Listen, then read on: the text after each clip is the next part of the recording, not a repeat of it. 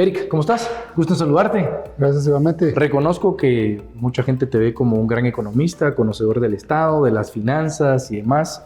Sé que participas yo te diría que en tanques de pensamiento y creo que tu voz es escuchada constantemente.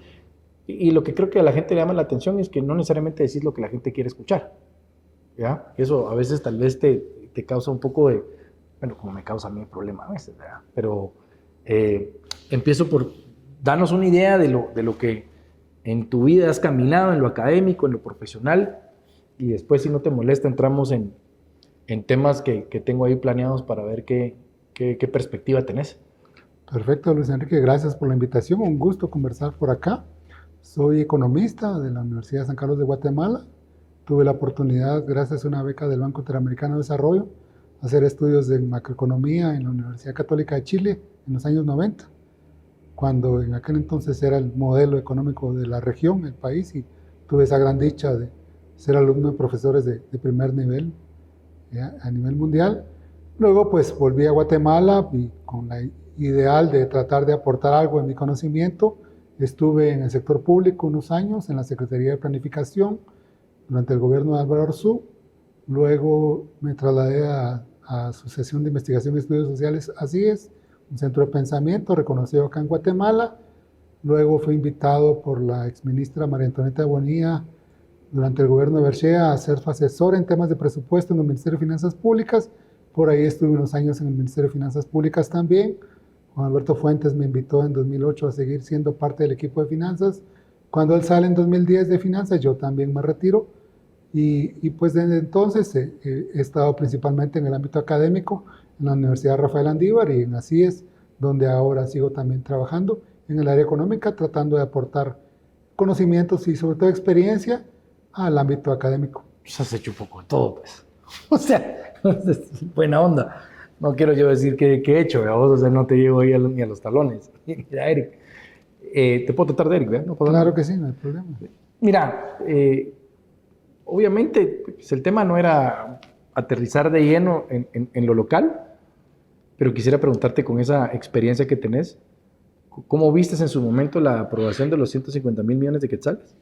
Después la intervención de la Corte, o como legalmente le quieran llamar los abogados, que limita lo que algunos denominaban como bolsones que permitían, digamos, corrupción o el uso del dinero sin control.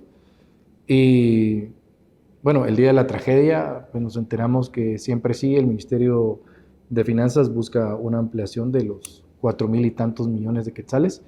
Y estos días en el Congreso de la República, pues los diputados ya, como obra de magia, deciden siempre sí darle viaje a esa ampliación.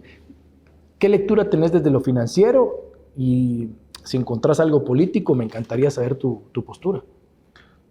Bueno, es la aprobación de ese presupuesto 2025 desde noviembre del año pasado muestra varios aspectos de la situación política que estamos viviendo. Primero, un Congreso fragmentado que logra alianzas a base de incentivos monetarios. ¿Sí? Vemos 5,000 millones de quetzales extras para los consejos departamentales de desarrollo con el pretexto de llevar obra al nivel local, que ojalá fuera cierto. Todos quisiéramos que eso sea realidad, que esos 5,000 millones de quetzales llegaran efectivamente a las comunidades, pero sabemos que lamentablemente eso no va a ocurrir solo por declaraciones de funcionarios de que sí tienen la voluntad de hacerlo. Hay que hacerlo y veremos si realmente lo van a hacer, o por lo menos una parte, como dicen por ahí, ¿verdad? Roba pero hace obra, dicen por ahí, ¿verdad? O sea, Qué triste es esa frase, ¿verdad? Sí, lamentablemente. Y que algunos guatemaltecos a veces ya la utilizan como nivel de chiste, como diciendo, yo prefiero pero porque robó poquito. Pues eso debería ser inaceptable, ¿verdad? Efectivamente, pero vemos ese presupuesto. Entonces vemos que la discusión del presupuesto estuvo dominada plenamente por el Congreso. El Ministerio de Finanzas Públicas pasó a ser un actor totalmente secundario, cuando lo tradicional es a la inversa. Ciertamente la decisión de aprobar un presupuesto es una decisión política, y los políticos de turno siempre van a querer ver su matiz y su enfoque reflejado en ese presupuesto. Correcto. Pero el proceso presupuestario es un proceso técnico. Hay una ley muy técnica, que es la Ley Orgánica del Presupuesto, que define cómo debe ser todo ese proceso. y eso no se cumplió. Finanzas Públicas fue un actor ausente en la discusión y elaboración de ese presupuesto que dictaminó la Comisión de Finanzas. O sea, lo que me trasladas para entender es, lo que llegó al Congreso no fue un documento técnico financiero, Sí. sino un documento político con beneficios con alguna base técnica. Exactamente. Algo así.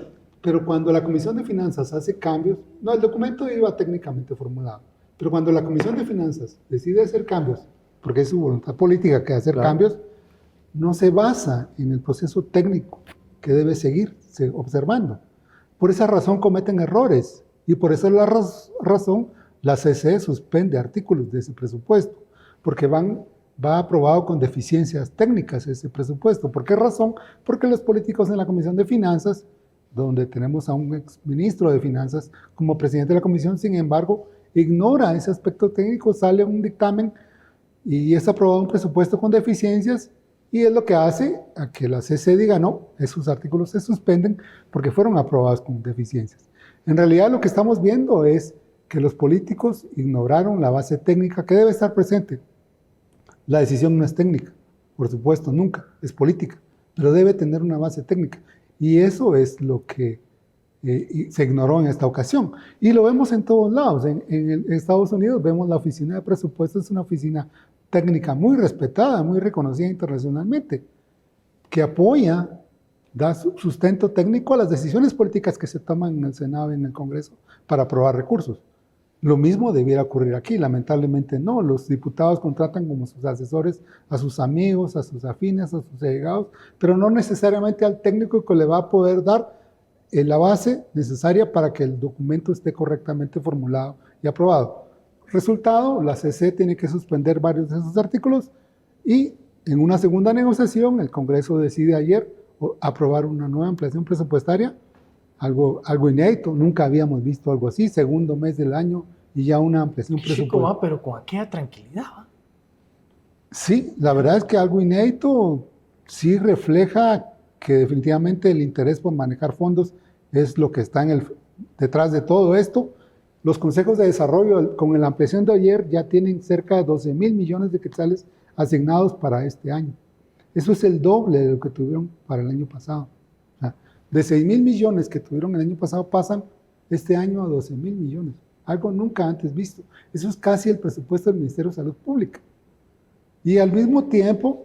Y por cierto, le quitaron cosas al Ministerio de Salud. O sea, Al pero ¿quién mismo- entiende eso? Pues, la dinámica política que tenemos prevaleciente, que lamentablemente sigue prevaleciendo la dinámica de los negocios, del dinero, del manejo de dinero, no necesariamente la atención de las necesidades sociales. Ojalá, como te digo, fuera cierto que esos 12,000 millones de quetzales van a llegar a las localidades, pero lamentablemente sabemos. ahora, pero vos ves que, digamos que es una traición por parte de los diputados lo que le hacen al pueblo. A ver, yo no te puedo hablar por la generalidad, porque entiendo, como bien decís, que hay un componente político que llega a los alcaldes y que pues eso fortalece a los partidos y a los diputados porque estarán pensando en la próxima carrera presidencial y electoral, pero para el ciudadano que lo que acabas de decir, o sea, aprobaron algo que es inédito, pero sobre todo le quitan a salud, que está en trapos de cucaracha. O sea, ¿cómo? A ver, trasladémonos, tal vez no a esta seria conversación, Eric, pero trasladémonos a una sala de algún restaurante, donde estamos sentados vos, yo y un par más. ¿Cuál hubiera sido tu reacción genuina cuando vos ves eso y decís, o sea, para que la gente entienda, vos hubieras dicho, esto es imposible, pues, o sea, realmente, sin caer en temas técnicos, con tu cuate que no es economista o que no conoce de finanzas, o sea, tu reacción como ciudadano hubiera sido, ¿qué? Esto es increíble, esto es un, digamos, no tiene ni pies ni cabezas, o estamos perdidos. ¿Cuál es tu reacción, digamos, como ciudadano con tu conocimiento que tenés? Sí, vemos que lamentablemente prevalece el interés de los políticos de turno, su visión de corto plazo. Realmente la ausencia de una visión de desarrollo no existe, por más buenas intenciones que se declaren, una visión integral de desarrollo, una gestión integrada de la política económica y de la política social para buscar la atención de las necesidades, no existe y sigue carente, sigue ausente hasta el momento. Y entonces uno dice, bueno, seguimos en la misma dinámica, repartiendo dinero, pero ¿qué logramos con eso? Como país, nada. Los políticos sí logran su objetivo, salen millonarios. Pero, ¿y el país? Y sabes qué, que quería yo ahí hacerte un como paralelismo, ¿verdad? Porque por un lado ves como ahorita al presidente de Estados Unidos se le está dando mucha batalla, porque él en campaña dijo lo que también se dijo en campaña, similarmente aquí, por quienes hoy ostentan el poder en Guatemala, que era, vamos a recortar, vamos a eficientar, vamos a inspeccionar quién cumple una función, quién no cumple una función, y por ahí puedes meter USAID, por ahí puedes meter todos esos proyectos que han salido a luz por parte de este, yo te diría que organismo, departamento o autoridad que es DOGE, que está liderado por Elon Musk, y que eso también ha causado, yo te diría que mucho enojo para algunos políticos de turno, pero son reveladoras las cosas que han salido ahí. Es decir, los montos de los que se habla que a través de USAID se dieron para cosas en Europa, en el Medio Oriente, en Centroamérica, en Latinoamérica, son montos que decís, ¿dónde está el respaldo de que se ejecutó? O sea, ¿dónde está? Y en Guatemala veíamos un caso puntual. En algún momento algún medio dijo, mire, Guatemala, pues en algún momento se mandó $170 millones. Habría que ver, conforme pasa el tiempo, a qué nivel de detalle vamos a entrar con los proyectos, cómo se ejecutaron, a quién se les dio. Pero sí había uno puntual que decía que se le había dado a Guatemala $2 millones para el tema de cambio de sexo. Entonces vos te dices, pero ¿cómo? A ver, entonces como ciudadano vos quisieras saber, está bueno, pues ok, se le dio cambio de sexo, y entonces, ¿a qué organización le llegó? Si se ejecutó ese dinero, ¿quién lo ejecutó? ¿Quién es el doctor? Y si es que en Guatemala, digamos, de verdad hubieron cambios de sexo. Tal vez alguien te va a decir, no, mira, ese es un tema más privado, digamos, el cambio, no sé. Pero lo que te quiero trasladar con esto es, ¿por qué existe la pelea de buscar una eficiencia del gasto del Estado y redirigirlo a los temas sociales como la pobreza, la desnutrición, que ahí están tirados? O sea, no me digan que la cosa está funcionando. Y aquí se mencionó en campaña, y no lo digo mal plan, vamos a recortar la grasa del 40% de la corrupción. Vamos a quitarnos salarios, vamos a reducirnos salarios. El Congreso no se redujo salarios. En el caso del presidente, no sé si se redujo el salario al final. Y en Estados Unidos ves que están mucho más aguerridos, se les está dando batalla, y creo que van a lograr, no sé, vos me dirás, si este recorte que hagan les va a ayudar a mantener que la inflación no vuelva otra vez de regreso con tanta fuerza en Estados Unidos. Pero en conclusión, ¿por qué nos negamos o por qué no está la voluntad de las autoridades de hacer recortes para poderlo distribuir en temas sociales que son una necesidad en el país? Básicamente porque mucho de lo que se ofreció básicamente fue discurso, como siempre ocurre en toda elección, y no necesariamente una voluntad real de hacer cambios necesarios en el país.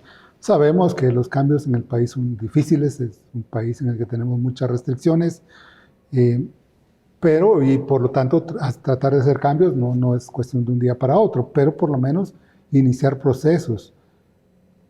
El Ejecutivo tiene a su alcance el presupuesto aprobado. Este año tiene ya son 152,000 millones de quetzales los que tiene el gobierno disponibles para ejecutar objetivos. Poner prioridades a nivel de gobierno, una gestión articulada, integral, que de manera ordenada haga mover todo el aparato del Ejecutivo en la búsqueda de esos objetivos comunes y prioritarios. Lamentablemente eso no existe. Por ahí cada ministro anda queriendo pues, lucir su bandera propia. Lo que vemos es una dinámica individualizada de cada ministro impulsando su agenda particular, pero no una dinámica integral del Ejecutivo, 14 ministerios organizadamente trabajando juntos por objetivos comunes. Eso no lo vemos. El mayor rezago social de Guatemala, lo sabemos, es la desnutrición infantil crónica. Casi la mitad de los niños se enfrenta a ese problema, y por lo tanto la mitad de los adultos vive su vida laboral con esos rezagos, y sin embargo seguimos exactamente igual. Si entras al portal de la Secretaría de Seguridad Alimentaria, ves las mismas alertas de inseguridad alimentaria de siempre.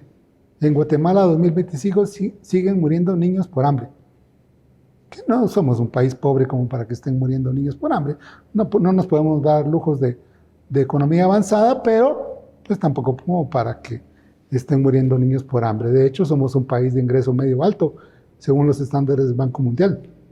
O sea, en promedio no debieran estar muriendo niños por hambre, pero es donde la gestión pública falla, en perseguir objetivos estratégicos de manera articulada. Eso no lo vemos. Si ves los medios de las redes sociales del gobierno, ves cada ministro con su tema y muy metido en su tema, y eso es bueno porque está involucrado, pero no hay una visión de conjunto y una agenda de conjunto integral para resolver no todos los problemas, porque no se van a poder resolver en un periodo de gobierno, pero 2 o 3. Vamos, desnutrición no se puede, no es un tema de corto plazo. Medicamentos en los hospitales, al menos, digo yo. Pues no le reduzcas al personal de salud. O sea, y sin embargo, con la decisión de ayer, el Congreso decide ampliar el presupuesto, ratifica el aumento de sueldos que se hicieron el año pasado, pero le quita al personal de salud la posibilidad de pasar a planilla permanente, que implica unas condiciones laborales realmente complicadas. Pagos atrasados, en lo que gestionan contratos cada año, los pagos se atrasan, van recibiendo su primer pago a la altura de febrero o marzo. Ahorita te aseguro, mucho de este personal por contrato de salud sigue sin recibir el sueldo de enero. Eso es un hecho, porque esa es una dinámica que no se logra resolver, y esa era la idea de mover a ese personal a la planilla permanente. Quitarle esa zozobra que cada año enfrenta de si su contrato se la van a renovar o no, de si va a contar con su pago a tiempo o no. Lamentablemente al personal de salud se le dice no. Y los diputados, relax, va. Siga trabajando en las mismas condiciones. Qué increíble. De verdad que te digo que es increíble. ¿Qué lectura tenés? Saquemos de la ecuación, si querés, de este ejercicio que vamos a hacer, los nombres, porque a veces los nombres puede ser que, digamos, los personajes no nos caigan bien, pero podemos analizar las acciones tal vez de una manera más objetiva. La tarea de Trump que está haciendo con Elon Musk, los detalles que han salido sobre los gastos estratosféricos de USAID, algunos cuestionados, otros dirán que, no, es que algunos hay que mantenerlos. ¿Cuál es tu lectura de lo que te has enterado? Vemos que habían medios casi que financiados al 100%. ONGs con millones de dólares que están cuestionando, a ver, ¿pero qué se hizo, qué no se hizo? Y de ahí se habla de dinero utilizado, eso es lo que dicen los medios, en campañas con Bolsonaro ¿verdad? En Brasil. Te habla de proyectos que se hicieron en Honduras, en Guatemala. O sea, es decir, era una cantidad de dinero estrepitosa. Saquemos los nombres, porque entiendo que los nombres ya causan de por sí que la tendencia y la opinión se vea modificada. Obviamente son personajes muy, muy importantes, pero ¿qué lectura haces de la decisión que toman con respecto al gasto público y de los impuestos de los ciudadanos en ese sentido? Era una decisión necesaria de tomar. La dinámica del gobierno demócrata fue una dinámica de un gasto público realmente en niveles excesivos, mucho más allá de la capacidad de pago de los Estados Unidos. De hecho, el nivel de deuda, de deuda pública que alcanzó Estados Unidos es alarmante. Inclusive el año pasado, a finales del año pasado, cuando aprobaron gastos para 2025, el Congreso decidió no aprobar el aumento al límite de deuda en los Estados Unidos. Como 9 trillones, una cosa así, ¿no? Sí, es un déficit de 8% del PIB de los Estados Unidos. O sea, es una cosa escandalosa. Estados Unidos es el 30% de la economía mundial y el déficit de Estados Unidos era el 8% de esa parte. O sea, es decir, ya a nivel mundial ese déficit era como que tirarle una carga enorme al mundo, porque si un país como Guatemala o Salvador no pagan, el país es el que cae en crisis. Pero si Estados Unidos no paga, es el mundo el que va a caer en crisis, no Estados Unidos. Entonces, sí, estamos hablando de una escala, hay un problema de escala por el cual era necesario poner orden en esas finanzas públicas. No hay más recursos fiscales, hay necesidad de limitar la deuda, tiene que ser recorte del gasto y tiene que empezarse por lo menos prioritario. Y es ahí donde el enfoque del presidente Trump, América primero, él decide, mire, recorto cooperación porque resulta que yo tengo que ajustar mi gasto, pero voy a recortar el que estoy haciendo afuera. Muy razonable, o sea, sí, muy razonable desde una lógica. Si uno fuera el encargado, bueno, si estoy gastando también afuera y tengo que ajustar el gasto, pues empiezo por lo que estoy regalando afuera, porque Adentro también no puedo recortar cualquier gasto adentro porque mis conciudadanos que votaron por mí me van a pasar la factura. O sea, realmente una decisión, desde la lógica interna de los Estados Unidos, es una decisión muy razonable, un desafío muy grande y muy necesario de hacer. Lo está haciendo Milei en Argentina, lo logró hacer, él bajó el déficit fiscal el año pasado con decisiones muy drásticas de gasto público interno, porque Argentina no daba cooperación al mundo, entonces no tenía cooperación que recortar. Pero Argentina ahora lo ofreció hacer el presidente Bukele, está negociando con el Fondo Monetario Internacional un acuerdo de gasto que implicará ajustes, ya lo anunció, implicará severas medidas internas para ajustar el gasto público. ¿Y por qué no lo hacemos aquí, Eric? Sinceramente, a ese punto ahí ¿pero por qué, no pues? veo a nuestros políticos siendo capaces de manejar una situación como la que ha manejado Milei o como la que va a tener que manejar Bukele ahora con el Fondo Monetario. ¿Pero no los ves capaz porque su deseo no es ese? ¿O porque a la hora de tomar la decisión de hacerlo no tienen las herramientas para ejecutarlo? Porque una cosa es, mire muchachos, no le entramos pues porque digamos nos vamos a quedar digamos sin tanto control, manejo, lo que sea. Yo creo que esos presidentes ya dejaron por un lado eso. Lo que dicen es, no, yo tengo que hacer eficiente los recursos de los guatemaltecos. Aquí pareciera que es que hagamos chin con el billete de la mara. Es que literalmente, mira, te voy a poner un ejemplo. En los años 90 fue creado el Fondo para la Telefonía Rural. Cuando la telefonía celular no había alcanzado el auge que ahora tiene, el gobierno de Arzú se dio la privatización de Guatel, pasó a Telgua y dijo, creemos el Fondo de Telefonía Rural. Años 90. Ese fondo, ahí está todavía. Ahí hay un equipo de gente todavía cobrando su sueldo porque supuestamente está haciendo algo por la telefonía rural. ¿Qué pueden estar haciendo? Aparte de cobrar un sueldo. Ahora, ¿y qué ves del tal? O sea, no hay ninguna razón de ser, pero aquí el problema es que en Guatemala los políticos nunca evalúan. O sea, nunca. Si haces una revisión histórica, no hay ninguna evaluación. ¿Qué estoy haciendo bien? ¿Qué estoy haciendo mal? ¿Qué tengo que corregir? ¿Qué tengo que ajustar? No, creemos el fondo. Y el 30 años después el fondo sigue ahí. Pero qué rico ganar entonces del Estado así, ¿no? O sea, cero voltear a ver, cero rendición de cuentas. La población también es un poquito, ¿verdad? Más apagada en el sentido de cuestionar. Lo vimos con el incremento del salario de los diputados. Yo no te estoy diciendo que se hubiera hecho una cosa exagerada o que hubiera ocurrido, por ejemplo, cuando se aprobó el presupuesto de los 90,000 millones de quetzales, que ahí sí fueron a quemar el Congreso, pero con 150 no pasó nada. Digo que se hubiera llamado a la violencia, pero yo no vi al ciudadano, digamos, a ver, no sé, una manifestación, algo, o sea, se están subiendo sus brothers casi el doble de salario, y la mara no está mejor, ¿verdad? Y los programas sociales con índices, como bien decís, congelados, suspendidos, y tampoco con acciones que se vean muy viables. Ahora, no sé si percibís lo mismo que yo, pero veo que en ese afán de recortar, como bien decís, porque estoy gastando mucho afuera, me recorto lo de afuera para ver cómo controlo mi economía a lo interno. Sí hay un como, no lo puedo asegurar, pero sí se intuye dentro de las conferencias de prensa y todo, es que, digamos, que hubieron proyectos que pudieron haber estado sujetos a temas de no transparencia, para no decirte corrupción, no transparencia en el uso indicado del dinero, y ahí te traerá de repente a la memoria cuando aquí en el Congreso se quiso discutir la ley de ONGs, que se armó zafarrancho, ¿no? ¿Por qué? Porque la gente decía, no, pero si nosotros ya estamos inscritos en el registro de la propiedad, y entonces, pero la idea era efectivamente poder investigar, salvo opinés contrario, el dinero que se les mandaba y poder saber si ese dinero se había destinado con la petición que hicieron. Es decir, yo podía haberte dicho que allá en el área de Chimaltenango iba a sembrar alcachofa, pero no hacía alcachofa. Lo que hacía es que levantaba la mara y bloqueaba las carreteras. Estoy poniendo un ejemplo hipotético.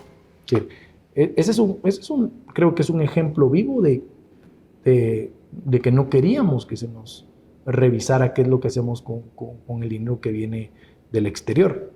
¿Pensás lo mismo?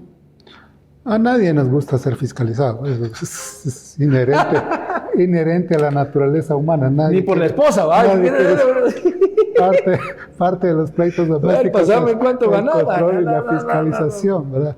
Ni siquiera el celular queremos que nos revisen, menos las cuentas. Pero yo creo que hay un tema de responsabilidad de quien asigna recursos, quien autoriza gasto, tiene que también tener un compromiso por evaluar qué pasa con esos recursos. Y me parece que por ahí es donde Estados Unidos y en general toda la cooperación internacional va a tener que poner sus barbas en remojo y ser más rigurosos con la parte de evaluación. Ok, estoy dando dinero porque quiero apoyar causas que considero importantes, pero tengo que revisar, tengo que evaluar qué pasó. Te cuento un caso, y no es de USAID, es de otro donante importante, el programa Hambre Cero de nuestra ex vicepresidenta Valdetti. Así tuvo la oportunidad de participar en la evaluación final del programa. Resultado, se gastó el dinero, cero impacto en la desnutrición crónica. Cero. Increíble. Se gastó el dinero, CESAN abrió oficinas en todos los departamentos, hasta en algunos municipios. Carros, motos. Carros, alquileres, personal. El dinero se gastó, 100%. Uno podría decir, fue eficiente en ejecutar. Llegó al 100%. Pero bueno, pero ¿qué pasó después de esos? Fueron varios millones de quetzales. ¿Y qué pasó? ¿En qué cambió la condición de seguridad alimentaria y desnutrición crónica infantil en Guatemala? Lamentablemente no cambió. Y ahí es un poquito lo que te decía antes, no hay cultura ni por evaluar. ¿Qué es lo que tiene que exigirse? Al final de cuentas, el funcionario tiene autorizado un presupuesto y está facultado legalmente para gastarlo. Pero la labor ciudadana, bueno, ahora cuéntenos, ¿qué logró usted con ese se lo dinero? gastó y cómo se lo gastó y qué resultados obtuvo? Y creo que también la cooperación en ese sentido va a tener que, como te digo, poner sus barbas en remojo y decir, reforzar sus mecanismos de evaluación y seguimiento de esos programas para verificar que realmente se logran los objetivos. Sí, porque yo digo, imagínate, a ver, yo no estoy en contra de esos proyectos internacionales fondeados internacionalmente si se cumplieran esos requisitos que estamos hablando anteriormente. Bueno, yo gano de fondos del exterior sobre un programa en específico, a mí me contrataron por 2 años, pero a ver, no puede ser que yo no tenga la obligación de decir en qué me gasté el dinero, cuánta gente contraté, si la gente que contraté era capaz, si ejecutaron su trabajo o no lo ejecutaron. Si resulta que la Mara ahí ganando tranquilos y como bien decís, después termina el proyecto, se gastó el dinero, la Mara sí recibió sus sueldos, se compraron carros, motos que ahora seguramente ya no servirán y ahí se quedó. Y ayer me llamó la atención una cosa, hubo una conferencia de prensa, no sé si la viste, ayer o estos días, una conferencia de prensa donde está en la oficina oval el presidente de la República, llega Elon Musk. Y dentro de las conversaciones que está teniendo con los medios de comunicación, dice, mire, aparte hemos identificado que hay políticos cuya riqueza ha crecido estratosféricamente. Ahí la Mara se puso loca, vos no te puedes imaginar, ahí todos los medios han de haber dicho, aquí se armó el rollo. Él mencionó algunos nombres, los cuales no voy a mencionar yo, pero no sé si serán los únicos, no sé si es cierto tampoco, pero eso es lo que él plantea. Gente que está contratada en su puesto de congresista, además, pongámosle un número, que anualmente debiera de ganar $200,000, pero que hoy acaparan una riqueza de casi $200 millones, unos. Otros, riquezas de $95 millones, otro de $75 millones. A ver, si trasladamos ese ejemplo a Guatemala, Eric, es como que yo te diga, mire, Eric, usted es diputado. Sí, mire, ¿cuánto gana usted? Fíjese que ahora con el alza del salario que nos autorrecetamos, ahora gano 46. Qué buena onda, va. ¿Y cuánto lleva usted en el Congreso? Pues mire, yo llevo 8 años en el Congreso. Digamos que sos de los caciques y llevas 25 años. Qué buena onda, hagamos la mate, pues. Hagamos la mate, 46 por 25, te da tanto. Pero resulta que en tus cuentas hay $40 millones. Vos decís, pues sí, del salario no pudo haber sido. Ahora, si vos tenés negocios apartes, privados, legítimos, pues, la gente podrá decir, bueno, hay un tema ahí de un tipo que puede jugar a política y que sigue ejecutando sus negocios. Pero, ¿por qué te traigo esto a colación? Porque es que muchas veces la comunidad internacional nos ve a nosotros como el país desastroso, y que obviamente tenemos nuestros errores, ¿verdad? Donde ocurren las peores cosas. Pasamos algunos años donde es que Guatemala es de los países más corruptos del mundo.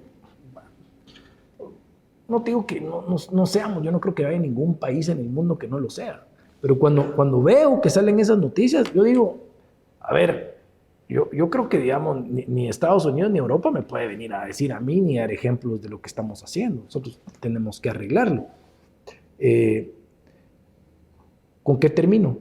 Probablemente el fenómeno de políticos enriqueciéndose más de la cuenta o de lo que ganan mensualmente no solo ocurre en estos países latinoamericanos. Pues. Sin duda, seguramente que así es.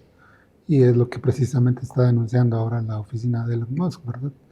Manejo. Incluso no está hablando solo de congresistas, está hablando también de la Reserva Federal y de otros mecanismos financieros en los Estados Unidos, ¿verdad? Y ojalá puedan avanzar las investigaciones y mostrar esa evidencia. Y ojalá acá en el país haya alguien anuente dispuesto a intentar mejorar la eficiencia en el gasto público a partir de esa evidencia y esas acciones que se puedan tomar en los Estados Unidos. Como un referente, no digo que sea el modelo a seguir, pero pues se puede hacer porque lo que estamos viendo es que con la voluntad política sí, algo se puede hacer. No es cierto que no se pueda hacer nada. Hay márgenes de acción, más rígidos, menos rígidos en cada país, pero los políticos que gobiernan tienen que ejercer ese margen de acción que tienen y actuar y dar resultados. Para eso fueron electos, eso fue lo que ofrecieron y es lo que espera la población. Y la población, lo que tenemos en Guatemala es un hartazgo, ya la gente ya no quiere saber nada de los políticos porque resulta otra vez otros políticos con la misma historia. O sea, ¿cuál es el cambio que estamos viendo? Lamentablemente, si salís y le preguntás a un ciudadano común, tú vas a decir, mire, yo no. Yo recuerdo, estuve en Argentina en 2023, antes de la elección de Milei, y le preguntamos con un amigo... Dichoso, un par de asados ahí, tranquilo. Aprovechándonos del tipo de cambio. Sí. Era barato. Yo quiero ir ahí a comer carnita. Y precisamente se lo comentamos a un taxista. Y nos pregunta cómo les ha ido. Bien. ¿Por qué? Se come muy bien y barato. Ustedes, porque tienen dólares. Nosotros, ganando en pesos, tenemos que salir a trabajar cada día, porque si yo no trabajo, yo no como. A mí no me importa quién esté gobernando, no me influye en nada, no me resuelve absolutamente nada ningún político. Toda mi vida he tenido que trabajar yo todos los días, madrugar y salir a manejar ese taxi. Eso nos contestó el tipo, era una provincia del norte. O sea, a mí no me interesa, me da lo mismo quién gane o quién pierde. Yo lo que quiero es estar mejor. Porque yo tengo que seguir trabajando. Si yo no como, no trabajo, no dependo del político. Y lamentablemente algo similar nos está pasando en Guatemala. Ya la gente está viendo que ningún político resuelve nada y dirá que sigan los políticos en su rostro. ¿No sentís que al principio tal vez pudo haber y con esto no estamos haciendo una... A ver, esto, como bien decís, es una representación de lo que la gente dice en la calle. No es que vos y yo estemos diciendo algo malo. A ver, eso es lo que está diciendo la gente en la calle. ¿No crees que al principio tal vez había un poco más de ilusión? Y hoy ya los políticos, lejos de buscar intereses de país, es simplemente controlar. O sea, ahorita yo ya creo que se perdió por completo lo que pudo haber sido años de nueva luz en el país, y veo que ya es una lucha por colegio de abogados, tema de corte. El otro año tenemos CC, tenemos Ministerio Público, todo es, si te das cuenta, por controles. Sí pudiéramos poner la palabra de mantener una democracia, una república, pero cuando ya entras a detalle ves que son temas de preocupaciones personales de grupos y demás. Y como bien decís, el guatemalteco, ¿qué? Pues el guatemalteco, ¿vos crees que le importa? O sea, le debería importar, pues, porque dice, bueno, pues quiero que el país continúe mejor y mientras las autoridades sean más independientes, objetivas, imparciales, pues vamos a tener un país en donde se apliquen mejores las reglas. Pues, pero la Mara, cuando bloquearon los 48 cantones no estaba pensando si querían que estuviera este funcionario o el otro, pues, les valía madre, vamos. No, efectivamente no estaban pensando en personas, estaban pensando en un sistema democrático donde sus derechos pudieran ser respetados, que esa es la aspiración, ¿verdad? ¿Y cómo ves que aquí hemos tenido también muchas discusiones sobre que el sistema de justicia y que obviamente necesita una renovación, y pues en algún momento se han planteado reformas, pues que no han caminado. Y ahorita, no sé si te enteraste de la noticia, pero a pesar de que el sistema de justicia pues, trabaja diferente en Estados Unidos en algunas cosas, un juez que le manda a decir al ministro de Finanzas, mire, usted no puede revisar las cuentas del Ministerio de Finanzas. O sea, usted no puede entrar a investigar las cosas como que vos fueras el ministro de Finanzas. Y yo, juez, te digo, usted no puede entrar a las cuentas del Ministerio de Finanzas a revisarlas. ¿Por qué te menciono constantemente esto? Porque hasta los países y las potencias mundiales están pasando por una crisis de identidad, si le quieres llamar, o una crisis de luchas ideológicas, que no es un tema de apoyar para mejorar, sino es un tema de control y manejo. Ya tenés jueces que te paran esto, ya tenés jueces que a esto de Dodge tienen no sé cuántas denuncias ya para que paren, digamos, la fiscalización. ¿Qué ves a futuro, Eric? O sea, ¿qué ves a futuro? O sea, nos quedan años prominentes, vamos a lograr reflexionar y darle un rumbo distinto. ¿Ves un país que ya encontró la fórmula a través del Congreso que aprueban leyes dependiendo los presupuestos anuales que se jueguen, y entonces yo quedo bien, mi estructura política y partidaria se fortalece, mis alcaldes los tengo contentos y a mí la ciudadanía me vale madre? ¿Qué ves? Es un futuro complejo. Es un futuro complejo porque hasta el momento Guatemala ha logrado mantener un sistema económico que en medio de todo nuestro caos político, el sistema económico funciona y avanza. La economía de Guatemala es una economía que sí crece. Crece poco, pero crece. Promedio 3.5% anual. No es una mala cifra. Es insuficiente para las necesidades de toda la población, pero 3.5 promedio histórico de crecimiento no es un mal desempeño. Es una economía que sí crece. Pero si vemos, no es porque la estrategia económica de un gobierno X funcionó o no funcionó. Literalmente es una economía que avanza al margen de lo que pase con el sistema político. La mara sale a echar punta. Es lo que le pasa absolutamente a todo mundo. Sos empresario, lo sabes, el obrero lo sabe, si no sale a velar por su interés, por su necesidad, no hay quien le resuelva y así lo vemos. Entonces, ¿qué ocurre? Que seguimos arrastrando rezagos sociales importantísimos, la desnutrición crónica, la baja escolaridad.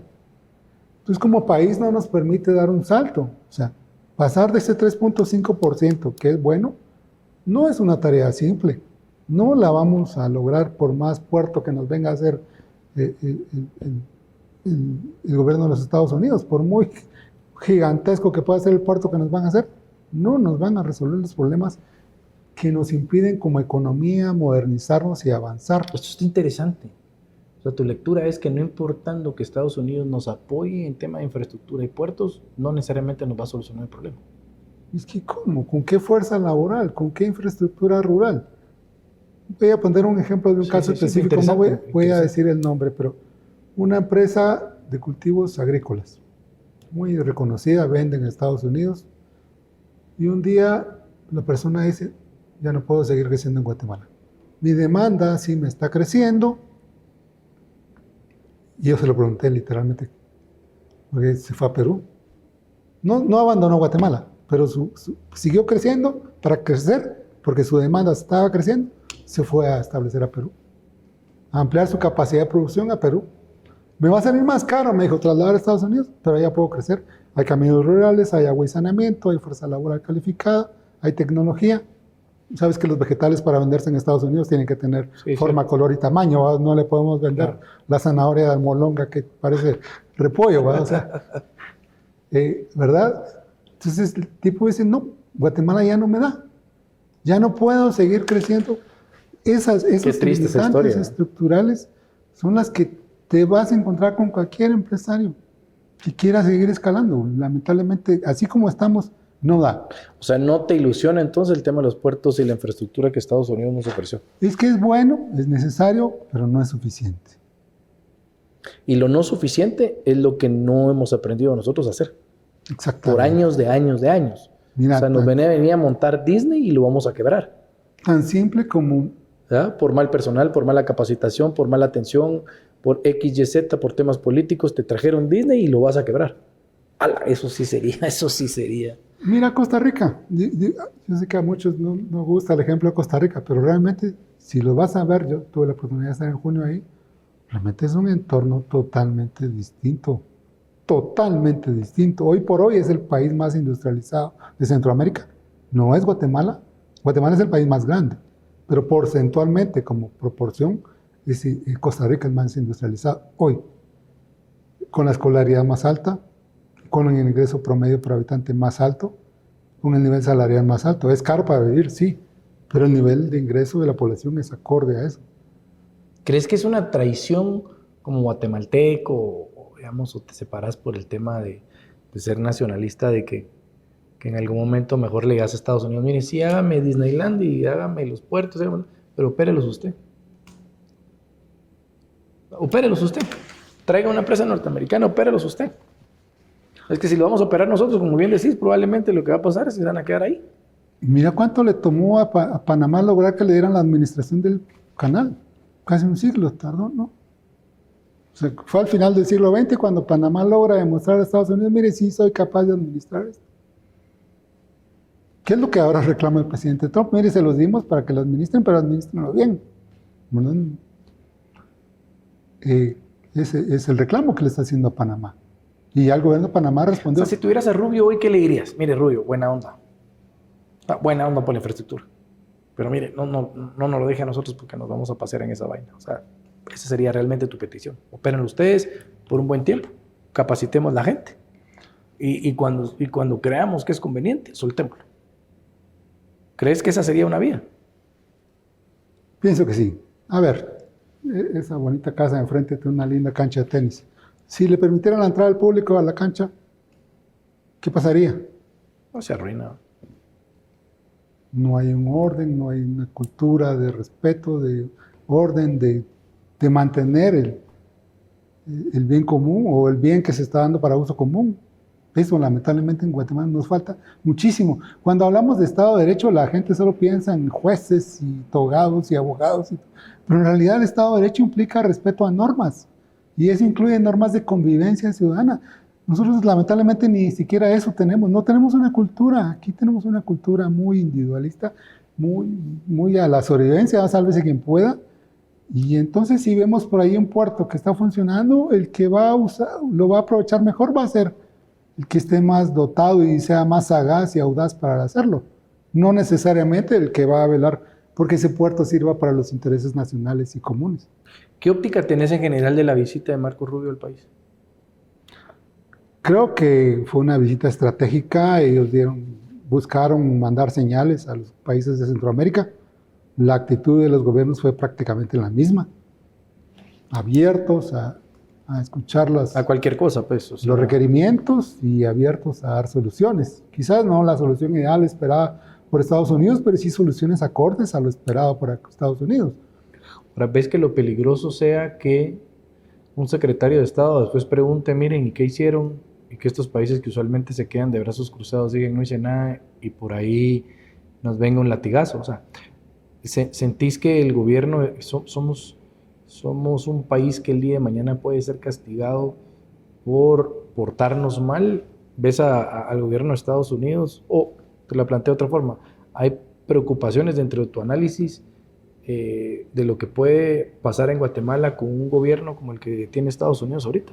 No veo a ningún... ¿No le ves tarifas? ¿No le ves sanciones? No veo a nuestro gobierno oponiéndose a algún lineamiento de fondo de Estados Unidos, ni a ningún otro gobierno. Mira el caso de Honduras. La presidenta de Honduras fue de las que más airados reclamos lanzó, hasta amenazó con retirar las bases. Y después se echó para atrás. Absolutamente. O sea, ya una cosa es decirlo desde la tarima, otra cosa es tener enfrente al funcionario estadounidense. Hasta Petro, que parecía como que había tomado whisky un día antes. Entonces no veo a nuestros políticos. No, son sistemas políticos demasiado erráticos. ¿Pero crees que nos pueden meter tarifas como le han metido a otros lugares y tratarnos de apretar de alguna manera? ¿O crees que estos países... Con Guatemala el tema no es el comercial. Con Guatemala la pugna no es la del ámbito comercial. ¿Cuál crees que es? Bueno, lo dijo Rubio, es claramente, migración. y narcotráfico. O sea, ahí el secretario de Estado fue muy contundente en sus dos prioridades, migración y narcotráfico. ¿Sí sentís que con los republicanos tenemos menos pláticas alrededor del tema político de nuestro país? ¿O crees que va a continuar? Yo lo que he escuchado es que los demócratas sí se involucran más en el tema de la política local, nacional de un país. ¿Crees que los republicanos van a darle un aire a esa vaina y se van a enfocar en esos 2, 3 pilares que mencionas? ¿O se van a seguir? Considero que sí van a enfocarse en su prioridad, porque como bien dijo el secretario de Estado, cuando le pidieron que la cooperación siga, dijo, sí, vamos a mantener la cooperación en seguridad y en control de migración. O sea, él también fue muy claro. ¿Por qué razón? Por lo que decíamos. Él tiene una necesidad real por ajustar el gasto público en Estados Unidos. Entonces, ¿qué hago? No puedo seguir regalando dinero holgadamente. Tengo que mantenerlo mesurado. Y para ello pongo prioridades. No pongo 10 temas, pongo 2 temas y ya no los dejaron. En ese sentido, sí creo que pues, el ámbito interno va a tener esa menor influencia del ámbito externo norteamericano, pero en los 2 temas que plantearon seguramente que sí vamos a tener un seguimiento directo. Y ya por último, ¿cómo ves digamos que la pelea interna de la política que tenemos en Guatemala? ¿Crees que es una pelea que debe de continuar? ¿Es una pelea que debe pues, no estoy diciendo que uno ganó, el otro ganó, dependiendo quiénes son los que están metidos en el problema, pero bien decías, y me quedó claro ahí, que la percepción del ciudadano es, mire, yo quiero estar mejor. ¿Crees que es algo que nos vamos a quitar de encima? Y que vamos a tratar, digamos, de caminar hacia el frente sin estar buscando, porque eso es como que vos y tu cuate se estén peleando en la colonia todos los días, vamos. Pero no por eso no por eso van a cerrar la garita para que entre toda la mara a la colonia, pues. ¿Entendés? Mira, brother, andate a pelear ahí al jardín, pues. No te pelear ahí al jardín, ahí al monte. Peleate en el monte. Pero no te pelees en entrar a la garita, porque tú no puedo entrar yo, pues. Entonces empiezas a afectar a toda la mara. ¿Qué lectura tenés en agarrar, digamos? No te pregunto eso porque creo que puede ser complejo, pero no es de qué lado estemos, o sea, ¿qué pensás de ese conflicto constante que yo no sé a quién le trae beneficios? Lamentablemente no, tenemos un sistema político institucional demasiado fragmentado. Lo estamos viendo ahora mismo con la elección del Colegio de Abogados. 11 planillas creo que fueron. Sí, 11 planillas. Y lo vemos con el resultado también. La planilla con apoyo oficial y la planilla de un personaje que creíamos ya sepultado, el exrector de la Universidad de San Carlos. O sea, ¿cómo se explica a uno que un personaje que ya dábamos por olvidado y sepultado seguramente, de repente aparece con un nuevo aire y es el que está disputando la Junta Directiva del Colegio de Abogados? Hay 2 cosas. 1, la fragmentación, que le dio esa posibilidad. Y 2, que hay un tema de fondo que en todo el mundo a nadie le gusta la concentración de poder político. A nadie. Lo que decías del juez norteamericano hace un momento. Ni a los estadounidenses les gusta la concentración del poder político absoluto. Ya la monarquía absoluta ya es pura historia. Mira los problemas que está teniendo Bukele en El Salvador por la concentración de poder que tiene. No está exento de problemas, logra manejarlos, pero no está exento de problemas. Y yo creo que en Guatemala ocurre mucho eso. La concentración de poder político tiene un fuerte rechazo. Lo vimos en las elecciones de 2023, con el resultado que se dio, ¿verdad? Una opción que nadie esperaba y la opción tradicional que ahí viene sobreviviendo de elección tras elección, ¿verdad? Pero que no logra nunca dar el paso final. Y lo vimos también en la elección del Colegio de Abogados. Estaba la planilla oficial y la planilla apoyada por el MP, las 2 con muchos recursos, pero la MP no logra. ¿Por qué? Por lo mismo. No les gusta, a nadie le gusta la concentración de poder político. Pues usted ya tiene el poder ahí, ¿para qué quiere aquí también? Ese es un tema que nos afecta mucho en Guatemala y tiene que ver con la ausencia de una visión nacional. como no hay una visión nacional, o sea, ¿cuál es la visión a la Sí, que me estamos enfoco en apuntando? esto, así, puntual. Yo tengo mi agenda aquí, yo voy, y si no soy yo, nadie más. ¿Y por qué? ¿Dónde dice eso? ¿Que así debe ser? No es cierto. Estados Unidos logra, y naciones avanzadas logran ser la nación que son, no porque tengan una monarquía absoluta que controle el poder hegemónico, sino porque en medio de todo logran un balance de poderes, un sistema de pesos y contrapesos, avanzando hacia objetivos comunes. Aquí no los tenemos. Y lo que dijimos en algún momento, ¿verdad? Que tener poder para no ejercerlo tampoco funciona mucho, ¿verdad? Sí. Si ves la región, pues sí tenés un Bukele que ejerce el poder, lo sabe ejercer. Totalmente. Tenés, para bien o para mal, que no vamos a entrar en esos detalles, tenés un Ortega que evidentemente sabe ejecutar el poder y usar el poder. Tenés a Trump que el primer día te somata a la mesa y te hace tartamudear a Petro, a Al mundo Xiomara, a toda la mara, ¿vamos? Y literalmente entero. tartamudear, ¿vamos? Y toda la mara viendo ahí cómo queda mejor comunicacionalmente. Yo no sé si en Guatemala hoy el poder se está sabiendo ejecutar, lo están sabiendo usar. De repente es mejor, ¿va? O sea, de repente es mejor, ¿va? Pero lo que sí está claro es que el Congreso sí está sabiendo jugar, ¿va? Intereses particulares. Correcto. Pero ese podercito que tienen ahí, digamos, sí está funcionando para intereses particulares, pero que no funciona para la generalidad, ¿verdad? O sea, yo creo que donde se está cortando el pastel, como dicen popularmente, es en el Congreso, pues. De ahí, literalmente. yo te diría que de ahí no veo ninguna otra cosa. Bueno, aspiramos que el país cambie. Económicamente lo veo complejo. ¿Sentís que no nos merecíamos este endeudamiento? ¿Sos de los que pensaba que necesitábamos un presupuesto de 150 mil millones de quetzales, 152? ¿O crees que pudimos haber trabajado con algo menor? O sea, la SAT no recauda eso.